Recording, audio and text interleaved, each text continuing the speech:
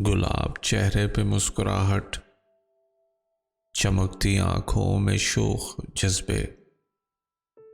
वो जब भी कॉलेज की सीढ़ियों से सहेलियों को लिए उतरती तो ऐसे लगता था जैसे दिल में उतर रही हो।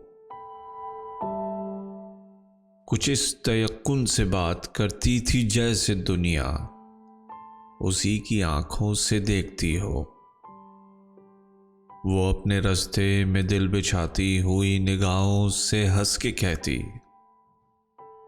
तुम्हारे जैसे बहुत से लड़कों से मैं ये बातें बहुत से बरसों से सुन रही हूं।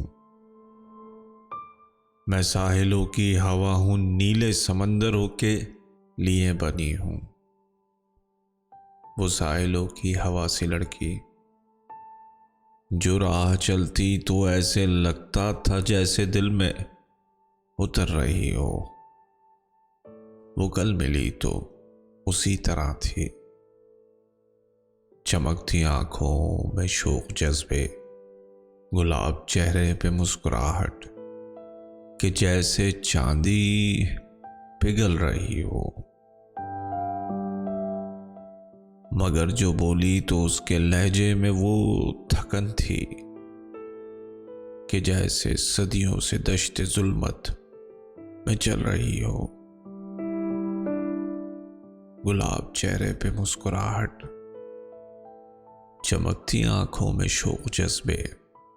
वो जब भी कॉलेज की सीढ़ियों से सहेलियों को लिए उतरती तो ऐसे लगता था जैसे दिल में उतर रही हो।